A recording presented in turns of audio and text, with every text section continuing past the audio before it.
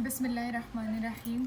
अब हमारे पास है इंटरनेशनल सिस्टम ऑफ यूनिट, मतलब जो हमारे पास यूनिट होते हैं उनको इंटरनेशनल सिस्टम है, उसके बारे में हम पढ़ेंगे।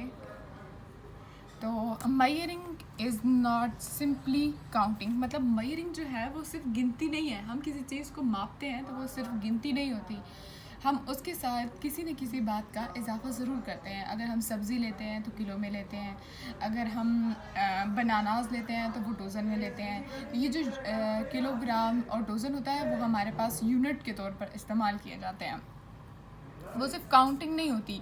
फॉर एग्ज़ाम्पल, मिसाल के तौर पर, इफ़ वी नीड मिल्क और शुगर, अगर हमें दूध या चीनी की ज़रूरत है, we must also understand how much quantity of milk and sugar we are taking about. तो हमें अगर हमें दूध और चीनी की ज़रूरत है तो हमें ये अच्छी तरह पता होगा कि हमें कितनी क्वान्टिटी में मिल्क और कितनी क्वान्टिटी में शुगर चाहिए है, तो हम उसके बारे में बात करेंगे। क्योंकि हम दुकान पर जाकर ये तो नहीं कहते हैं हमें चीनी दे दो, तो वो आगे से सवाल करते हैं कि कितने मतलब किलो चीनी चाहिए या कितने किलो आपको दूध चाहिए, कितने मतलब लीटर में, तो वो आगे से सवाल करते हैं। Thus, there is a need of some standard quantities for measuring comparing unknown quantities. तो यहाँ पे इस बात की ज़रूरत होती है कि अननाउन क्वांटिटीज़ को मेजर करने के लिए अननाउन क्वांटिटीज़ जो हमें ज़रूरत है, once standard is set for a quantity, जो स्टैंडर्ड होते हैं वो सेट एक क्वांटिटी के सेट के लिए होता है, then it can be express in terms of their standard quantity, और फिर उसको उसकी स्टैंडर्ड क्वांटिटी में एक्सप्रेस किया जाता है। This standard quantity is called unit, और जो स्टैंडर्ड क्वांटिटी होती है उसे यूनिट कहा जाता है। ठीक है।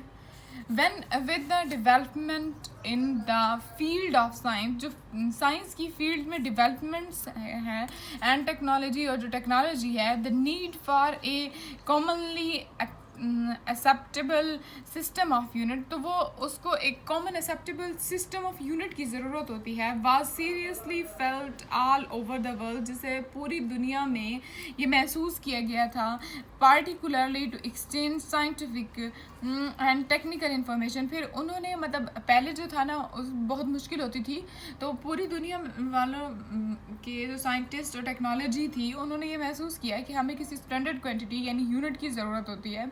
ये एक स्पेसिफिक इंफॉर्मेशन, टेक्निकल इंफॉर्मेशन होनी चाहिए हमारे पास। The 11th general conference on weight and measures, जो 11वीं कॉन्फ्रेंस हुई थी ना वेट एंड मयर के बारे में, मापने और तोलने के बारे में, जो पेरिस में हुई थी, हेल्ड इन पेरिस इन 1960 में, adopt a world wide system of measurement, जिसे world wide system of measurement के adopt a world wide system of measurement, जो कि world wide system of measurement थी, called international system of unit, और फिर उसे international system of unit कहा जाता है।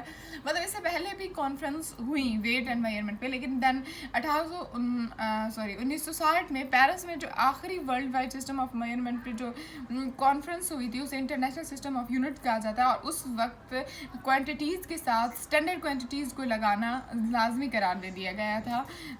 The international system of unit is commonly standard referred as SI, इसे SI कहा जाता है, स्टैंडर्ड